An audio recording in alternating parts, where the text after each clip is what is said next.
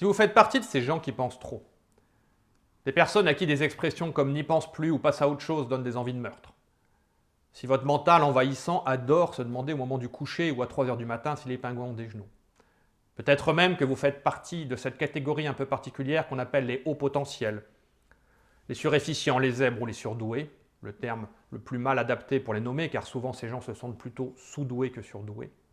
Vous avez probablement un mental qui se répercute sur votre sexualité. Car dans le domaine de la sexualité, en général, plus on est bête, mieux ça se passe. Les animaux ne se posent pas de questions, ils ne sont pas embêtés avec les réponses. Je vais vous expliquer dans cette vidéo quelles sont les conséquences de cette façon de trop penser, de ce mental envahissant sur votre sexualité. Et surtout, à la fin, je vais vous donner des outils qui vont vous permettre de résoudre vos difficultés sexuelles et de vivre une vie sexuelle et affective beaucoup plus épanouissante. Je m'appelle Ronan Moyle et je suis sexologue à Brest où j'exerce depuis 20 ans en cabinet, mais également à distance en consultation par Skype ou par WhatsApp, et je suis ce qu'on appelle un sexologue clinicien, c'est-à-dire que tous les jours, je reçois en consultation des hommes et des femmes qui viennent me voir pour que je les aide à résoudre différents problèmes sexuels. Et souvent, derrière un trouble sexuel, je devine un mental envahissant, une personne qui pense trop. Et c'est important d'en tenir compte, car le premier organe sexuel n'est pas dans le pantalon mais dans la tête.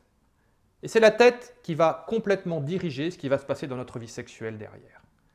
Il est important de comprendre que nous ne sommes pas tous égaux au niveau cérébral. Pendant longtemps, on a cru que tous les hommes naissaient égaux. Des théories comme celle de Rousseau ou de Freud allaient dans ce sens-là. Comme si en quelque sorte nous étions une page blanche à l'arrivée sur Terre et que c'était les événements de la vie et la société qui nous transformaient en ce que nous étions aujourd'hui. C'est en partie vrai, bien sûr, mais pas que. Nous savons aujourd'hui, grâce au progrès des neurosciences et de l'imagerie médicale, que nous n'avons pas tous le même cerveau. En fait, une pensée, ce n'est jamais qu'un courant électrique qui circule dans un fil. Et cette vitesse de circulation du courant électrique n'est pas la même chez tout le monde. Certaines personnes ont un influx nerveux qui va très rapidement, d'autres un petit peu moins vite. La différence, c'est que ceux qui ont un influx nerveux rapide vont traiter malgré eux plus d'informations à la seconde. Ils auront donc une pensée qui souvent sera un peu plus envahissante. On dit souvent une pensée en arborescence, même si c'est plus complexe que cela. Ils pourront plus ou moins penser à deux choses en même temps. Ils auront également souvent une sensibilité plus grande, car ils ont une capacité de traitement de l'information et des micro-expressions qui sera beaucoup plus importante que la moyenne. Tout cela a des conséquences, positives comme négatives, comme je vous le disais, et je vais vous en parler. Tout d'abord, souvent, la première des conséquences, c'est la difficulté à canaliser ce mental envahissant et cette hypersensibilité, ce qui peut bien sûr se répercuter sur leur sexualité, mais également sur leur vie affective et leur vie relationnelle d'une façon plus générale. Certaines de ces personnes sont même ce qu'on appelle des hauts potentiels. On leur donne également comme nom surefficience, zèbre ou surdoué. Comme je le disais tout à l'heure, le plus mauvais terme qui n'est quasiment plus employé puisque ces gens en règle générale ont plutôt l'impression d'être sous-doués que surdoués. Cela a des conséquences. Ce sont des gens qui en général sont en quelque sorte amplifiés. Si c'était des chaînes hi-fi, c'est comme si le bouton de volume chez eux était 2 ou 3 crans plus fort que chez les autres. Ils vivent tous de façon amplifiée en quelque sorte. Ce sont également des gens qui généralement se sentent un petit peu différents, comme s'ils n'avaient pas vraiment leur place dans cette société. Ils ont souvent des centres d'intérêt et une façon de penser qui est différente de la moyenne des gens. Souvent, ce sont des gens qui sont plus intéressés par la nature, qui vont également avoir un mental qui sera toujours 2-3 crans en avant. Quand quelqu'un voit une personne jeter un gobelet par terre dans la rue, la majorité des gens se disent juste que c'est dégoûtant. Ces gens-là sont déjà en train de se dire que si tout le monde faisait ça, la terre complète allait être polluée, et ils imaginent cette terre complètement polluée, la fin du monde, etc. J'exagère un petit peu, mais à peine. Ce sont aussi souvent des gens qui sont passionnés. Quand ils s'intéressent à un sujet, ils y vont à fond. Par contre, il est fréquent qu'une fois qu'ils ont fait le tour un petit peu de ce sujet, leur intérêt retombe aussi vite qu'il a monté. Ce qui, vu de l'extérieur, peut donner un petit côté instable. Ils ont tendance aussi à être un petit peu exclusifs en amour. Quand ils sont complètement pris d'affection pour quelqu'un, ils ont tendance à vouloir en quelque sorte que cette personne ait la même réaction, qu'elle soit entièrement pour eux, qu'en quelque sorte elle ne pense qu'à eux. Ce côté exclusif peut être vécu comme quelque chose d'agressif ou d'emprisonnant par leur partenaire. Enfin, ce mental qui est en permanence à l'écoute, en train de réfléchir et de faire des choses, peut provoquer des difficultés sexuelles. Tout d'abord, une difficulté d'accès au plaisir, car d'une manière générale, en sexualité, qu'on soit un homme ou une femme, pour bien vivre sa sexualité, il faut être capable de lâcher prise, d'être concentré et présent au moment de faire l'amour. Et si le mental vous amène à droite et à gauche, vous risquez à ce moment-là de ne pas réussir à lâcher prise, ce qui chez les femmes peut se répercuter par une difficulté à atteindre l'orgasme ou même à avoir du plaisir. Mais également d'autres problèmes, comme des douleurs lors des rapports sexuels par manque de détente au niveau vaginal, voire ce qu'on appelle du vaginisme, c'est-à-dire un blocage complet des muscles du vagin qui empêche la pénétration, ou une vulvodynie, des douleurs type brûlure au niveau de la vulve qu'on a du mal à expliquer. Chez les hommes, cela peut provoquer des problèmes d'érection par exemple, puisque là encore, pour avoir une bonne érection, il faut lâcher prise. J'ai le souvenir d'un homme qui était dans ce cas et qui me disait qu'il avait eu sa première panne d'érection simplement en entendant la machine à laver se mettre en route alors qu'il était en train de faire l'amour. Son esprit avait été attiré par le bruit, l'éloignant temporairement de l'acte sexuel et avait provoqué une panne d'érection. Le problème, c'est que son mental envahissant lui avait bien rappelé la fois suivante où il avait fait l'amour qu'il avait eu une panne la fois précédente. Et du coup, il n'avait pas réussi à lâcher prise, avait eu de nouveau un problème d'érection, et était petit à petit tombé dans un cercle vicieux, puisqu'en fait, avant chaque rapport sexuel, il pensait à ses problèmes d'érection, ce qui l'empêchait d'avoir une érection de bonne qualité. Souvent aussi, les gens qui sont un petit peu hypersensibles ou qui pensent trop, chez les hommes, ont des difficultés d'éjaculation. Cela peut aller sur des problèmes comme l'éjaculation précoce, car il est important de comprendre qu'on est dans notre liste, qu'on est dans notre vie. Un homme qui marche vite, parle vite et mange vite va avoir du mal à faire l'amour lentement s'il n'apprend pas. Et de la même façon, une femme qui est en train de penser en permanence, qui a toujours 1000 choses à l'esprit, aura du mal à lâcher prise et à se laisser aller au plaisir et à l'orgasme quand elle fait l'amour. La sexualité n'occupe peut-être que 1% de notre vie. Si nous avons un comportement 99% du temps, nous risquons de l'avoir également le pourcent qui reste. Donc, si vous faites partie de ces gens qui pensent trop, de ces hauts potentiels, de ces zèbres, de ces surefficients, il est important que vous appreniez à canaliser votre mental pour pouvoir vous obliger à être présent dans l'acte, à être ici et maintenant. C'est comme cela que vous profiterez d'une sexualité épanouie, mais aussi que vous éviterez certaines difficultés sexuelles. Mais ce n'est pas tout. Souvent, ce cerveau qui pense trop est également associé à une hypersensibilité. Une hypersensibilité neurologique, c'est-à-dire au niveau auditif, au niveau sensoriel. Certains peuvent par exemple avoir du mal à être touchés, ou être perturbés quand ils font l'amour par des bruits autour d'eux et par l'ambiance. Chez certaines personnes, cette sensibilité est si élevée que simplement l'odeur peut complètement les bloquer. Mais également une hypersensibilité au niveau émotionnel. En fait, nous avons 3 cerveaux. C'est bien sûr une image. C'est plutôt 3 zones du cerveau. Tout d'abord, ce qu'on appelle le cerveau reptilien. Vous avez sans doute déjà entendu cette expression. C'est en quelque sorte le kit de base. Comme son nom l'indique, c'est le cerveau du reptile. Il commande les fonctions de base. Manger, boire, combattre, fuir, se reproduire. Par contre, la vie d'un lézard s'arrête à peu près à ce niveau-là. Vous pouvez écraser les petits d'une maman lézard à coups de talon. Si vous lui donnez à manger, elle va manger. Les émotions ne font pas partie de son quotidien. Chez les espèces un peu plus élaborées, notamment les mammifères, mais pas que, il existe une deuxième zone au-dessus du cerveau reptilien qu'on appelle le cerveau limbique ou cerveau mammalien. C'est le cerveau des émotions et des souvenirs. Un chien, un chat, un cochon d'Inde vivent des émotions et en ont même besoin pour vivre. Seules les espèces les plus élaborées, ce qu'on appelle les chimpanzés supérieurs dont font partie les humains, ont une troisième couche au-dessus du cerveau mammalien qu'on appelle le néocortex. C'est le cerveau de l'abstraction, de la conceptualisation. C'est lui qui est capable d'imaginer des choses qui n'existent pas. C'est également lui qui est capable d'être éduqué. C'est le cerveau moral en quelque sorte.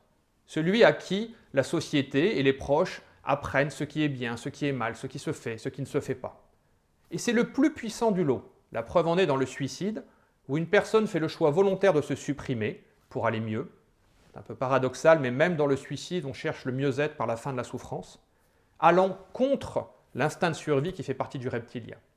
Donc, chez les personnes qui pensent trop, qui sont hypersensibles ou surefficientes, en règle générale, ces cerveaux sont en quelque sorte amplifiés. La pulsion et l'instinct peuvent être très forts. Les émotions sont souvent elles aussi très fortes, au point parfois de devenir envahissantes, ou en quelque sorte d'être vécues de façon agressive par l'entourage. Et le néocortex pense en permanence. Il a peur, il crée de l'angoisse, il crée de l'anxiété. Certaines personnes, pour éviter de penser trop, vont se réfugier dans la sexualité, car par exemple, quand on est dans un acte sexuel pur, comme une masturbation devant de la pornographie, c'est quelque chose qui parle uniquement à notre cerveau reptilien. Si vous demandez à un homme en train de se masturber devant du porno combien font 2 plus 3, il aura l'impression d'avoir le niveau de mathématiques d'un élève de petite section de maternelle. Il y a donc par exemple beaucoup de problèmes d'addiction au porno chez les gens qui pensent trop, que ce soit les hommes comme les femmes. Beaucoup me disent qu'ils vont chercher dans la pornographie un moment où leur cerveau leur fiche la paix, mais également la sensation d'apaisement qui vient avec l'orgasme. Ils font du porno en quelque sorte une technique de relaxation et d'oubli. Le problème, c'est que s'ils n'ont que ça dans leur vie, Au bout d'un certain temps, cela devient un réflexe et rapidement l'addiction se met en place avec toutes les conséquences dommageables que ça peut avoir. Car au bout d'un certain temps, le cerveau d'un homme ou d'une femme qui a l'habitude du porno a tendance en quelque sorte à devenir moins sensible. Il peut perdre son intérêt pour un partenaire ou une partenaire normale, même si elle est belle ou s'il est beau, même s'il y a des sentiments très forts. Et du coup, on commence à avoir des problèmes sexuels. Il y a beaucoup de cas d'addiction au porno chez les gens suréfficients et chez les gens qui pensent trop. Cela peut également avoir d'autres conséquences. D'une façon générale, ce côté un petit peu pulsionnel et instinctif peut amener ces gens à avoir des réactions très vives, très fortes. Il peut y avoir des conflits car parfois, la partie néocortex, justement, va chercher à canaliser la partie pulsionnelle. C'est comme si, en quelque sorte, l'humain en nous essayait de contrôler la partie animale.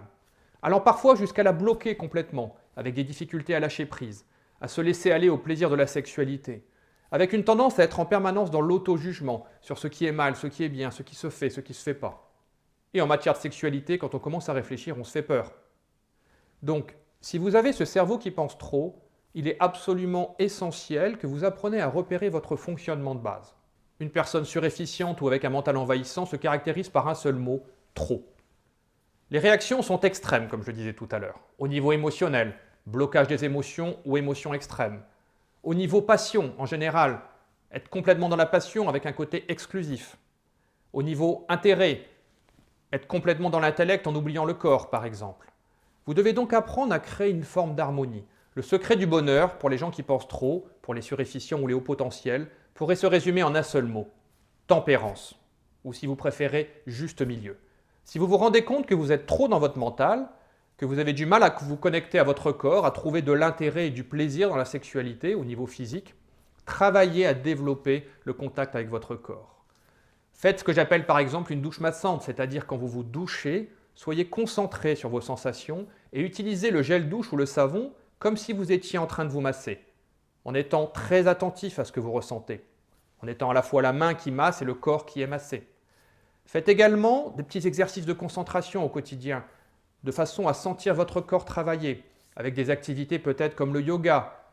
Quand vous faites du sport, essayez d'être dans la connexion à votre corps. Ne faites pas du sport que pour vous détendre, pour la santé ou pour perdre du poids. Faites du sport qui fait sentir votre corps, dans lequel vous le sentirez travailler, dans la conscience et l'intérêt de ce que peut faire votre corps. Il se passe dans notre tête ce qui se passe dans notre corps et il se passe dans notre corps ce qui se passe dans notre tête. Connecter les deux est très important. Et en règle générale, plus on est dans notre corps, plus on se sent bien. C'est un petit peu le problème des émotions aussi, puisqu'une émotion n'est jamais qu'une sensation corporelle. Nous sommes tous capables de savoir quand nous vivons une émotion, mais nous sommes incapables de la décrire avec des mots. D'ailleurs, en général, quand on essaye de décrire une émotion, on la décrit de façon corporelle, avec des expressions comme « il m'a brisé le cœur »,« je l'ai en travers de la gorge »,« j'en ai plein le dos »,« je ne l'ai pas digéré »,« j'en ai plein le cul ». Vous voyez qu'une émotion est quelque chose qu'on ressent physiquement. Le surefficient étant très sensible, parfois pour éviter de vivre des émotions trop fortes, il a bloqué un petit peu cette part de lui. Il y a plus que dans la moyenne de la population de personnes qui ont maltraité leur corps chez les surefficients et les gens qui pensent trop. La piste de l'intelligence étant également quelque chose de génétique, il est fréquent qu'il y ait dans les générations précédentes, chez les gens qui pensent trop et les surefficients, des parents qui eux-mêmes ont ce comportement et qui ne sont pas toujours très équilibrés, avec parfois aussi des problèmes d'addiction, ce qui a pu être vécu comme des grandes douleurs dans l'enfance. Parfois des parents qui ont exprimé une sexualité trop ouvertement et ont du coup un petit peu bloqué leurs enfants. Apprenez à faire le point sur ce que vous êtes aujourd'hui. Si besoin, faites-vous aider par un professionnel et apprenez à vous apaiser dans les domaines où vous êtes hyper et à vous développer dans les domaines où vous êtes en quelque sorte en hypo. En parallèle, il est absolument nécessaire, si vous avez un mental envahissant, que vous pensez trop, de faire de la relaxation. Une excellente technique est ce qu'on appelle la cohérence cardiaque. Le fait de contrôler sa respiration est une méthode puissante, rapide et efficace. Il faut aussi que vous appreniez à valoriser la sexualité mentalement. Comme je le disais tout à l'heure, en matière de sexualité, si on commence à chercher à comprendre, on se fait peur. Aucune sexualité n'est normale. Nous avons tous des désirs, des pulsions, des attirances qui sont un petit peu bizarres. La seule chose que vous devez vous demander, c'est si cela est légal et si cela est respectueux de vous et de votre partenaire. En dehors de ça, personne n'a le droit de vous juger. Nous n'aimons pas tous le même plat au niveau alimentaire. Pourquoi aimerions-nous tous la même chose au niveau sexuel ? Tant que vous êtes dans le respect de votre partenaire et de vous, tant que ce que vous faites est légal, Vous avez complètement le droit de profiter et de vivre ce dont vous avez envie de profiter. Apprenez à vous protéger. Si vous avez du mal à être dans l'instant présent, à être concentré, privilégiez pour faire l'amour un cadre dans lequel vous vous sentez bien. Si vous avez des enfants, pensez à fermer à clé la porte de la chambre. Ça évitera que votre cerveau soit en permanence en train de surveiller ce qui se passe dans le couloir pendant que vous faites l'amour. Protégez-vous aussi de ce mental qui a tendance à privilégier le travail intellectuel au corporel. En matière de sexualité, moins on pratique, plus on oublie. Essayez de développer de l'intérêt. Faites de ce mental un allié, en apprenant à fantasmer, en amenant du jeu dans votre sexualité. Enfin, acceptez vos difficultés et celles de votre partenaire. Vous êtes quelqu'un d'atypique. Mais aujourd'hui, la majorité des gens se plantent en matière de vie sexuelle et affective. Il y a plus de couples qui échouent que de couples qui réussissent. Donc être différent des autres n'est pas forcément une mauvaise idée. Il n'existe aucun modèle et c'est à vous de trouver le modèle qui convient à votre couple. Vous n'êtes pas parfait, votre partenaire n'est pas parfait. Mais c'est complètement naturel et plus vous serez dans le mental, plus vous êtes intelligent, plus vous allez douter. Les idiots ont en général des certitudes et les gens intelligents des doutes. Donc, acceptez de douter. Apprenez à communiquer avec votre partenaire pour que justement vous trouviez une fluidité au sein du couple, pour que vous vous sentiez une équipe et des alliés. Et quand vous rencontrez une difficulté, parlez-en. N'oubliez pas que nous sommes dans notre liste, que nous sommes dans notre vie. Vous ne devez pas penser qu'au moment de la sexualité. Vous devez apprendre à fonctionner différemment de façon quotidienne, à vous protéger de cette société qui est hyper stimulante. Nous sommes envahis par les notifications, les emails, les messages, les bruits aujourd'hui. Tout cela n'existait pas il y a quelques dizaines d'années encore. Et tout cela est destiné à des gens qui n'ont pas votre degré de sensibilité et votre mental envahissant. Plus vous serez apaisé, plus vous serez tranquille et plus il vous sera facile de profiter de votre sexualité. Si vous êtes différent des autres, tant mieux, profitez-en, mais acceptez que la société est faite pour la majorité des gens. C'est comme pour les droitiers et les gauchers. 90% des gens sont droitiers, 10% sont gauchers. La société est donc prévue pour les droitiers et malheureusement, les gauchers n'ont pas d'autre choix que de s'y adapter. Ce sera un petit peu pareil pour vous. La société est prévue pour des gens qui ont un mental moins envahissant que vous. Observez votre fonctionnement, repérez vos petits points de faiblesse. Si besoin, faites-vous aider par un professionnel pour apprendre à canaliser ce mental, à faire de la relaxation, à être posé, et vous verrez que vous pourrez alors profiter de choses absolument extraordinaires, car vous avez une sensibilité qui, une fois bien canalisée, va vous permettre de vivre des choses que peu de gens peuvent vivre au niveau sexuel et affectif.